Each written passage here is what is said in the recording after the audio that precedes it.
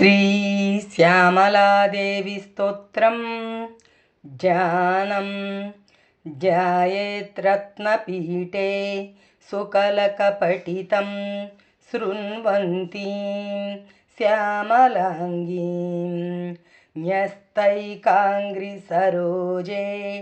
शशिकलधरां वल्लकीं वादयन्तीं कल्हाराबद्धमालां नियमितविलसच्चूलिकां रक्तवस्त्रां मातङ्गीं शङ्खपत्रां मधुमदविवशां चित्रकोद्भासिबालां स्तुति आराध्यमातः चरणाम्बुजे ते ब्रह्मदयो विस्तृतकीर्तमायुः अन्ये परं वा विभवं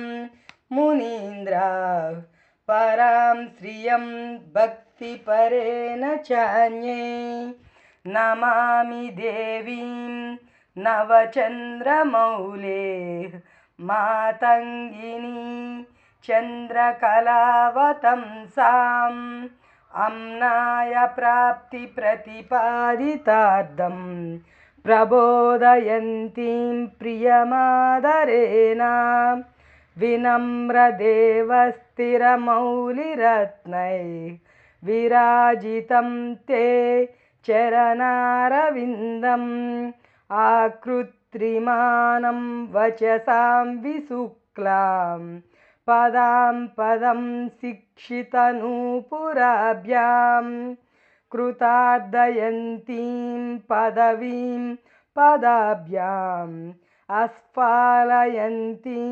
कलवल्लकीं तां मातङ्गिनीं सदृदयां दिनोमि लीलां सुखां शुद्धनितम्बबिम्बां तालीदलेनार्पितकर्णभूषां माध्वीमदोद्घूर्णितनेत्रपद्मां गणस्तनीं